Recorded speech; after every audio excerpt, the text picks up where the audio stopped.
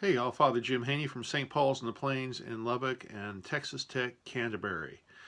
It has begun in our culture. We are past Thanksgiving and we are preparing for Christmas. It's technically not quite the season of Advent yet. Advent's going to start very late. It won't start till this coming Sunday, but we are pretty much in an Advent season getting ready for the coming of Christmas. I remember a poem from my youth from the publication Mad Magazine. Those of you who know me will probably not be surprised to hear that I was actually a subscriber to Mad Magazine as a kid. I couldn't miss an issue. I loved to read that. There was a poem about this time of year. It's called "'Twas a Month Before Christmas."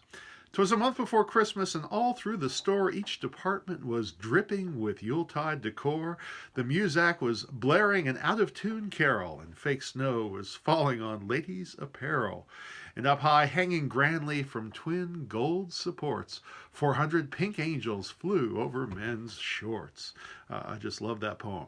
But the poem is about Santa Claus coming to a modern department store, modern in the 1970s, and kind of being disgusted with the spectacle.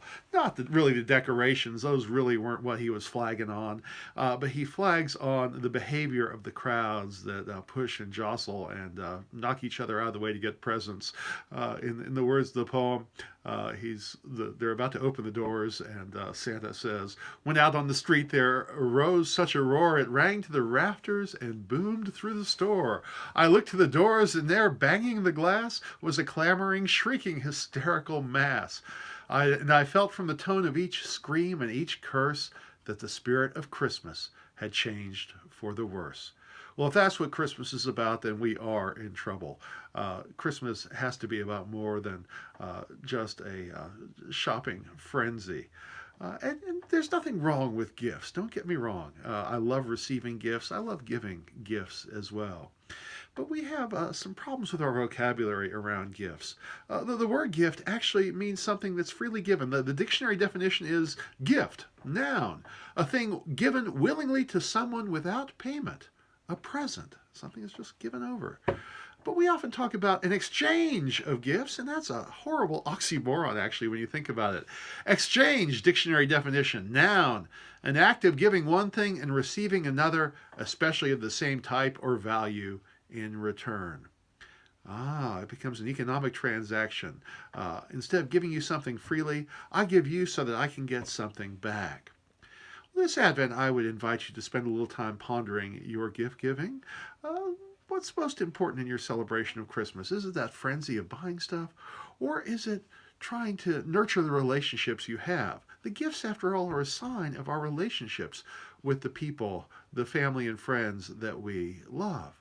And maybe, just maybe, your presence with them, your active presence might be even more important than any present you could give them. I was actually reading an essay by C.S. Lewis from his book from the collection God in the Dock, What Christmas Means to Me. And he talks about, this is 1957, he talks about that exhaustion of trying to buy presents and find just the right gift.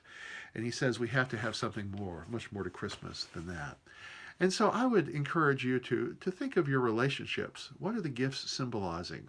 Who are the people that are important to you? And what can you do for them that's even more important than giving them a physical present? How can your presence be an even greater gift for them this Christmas? And so I'd encourage you to think about that.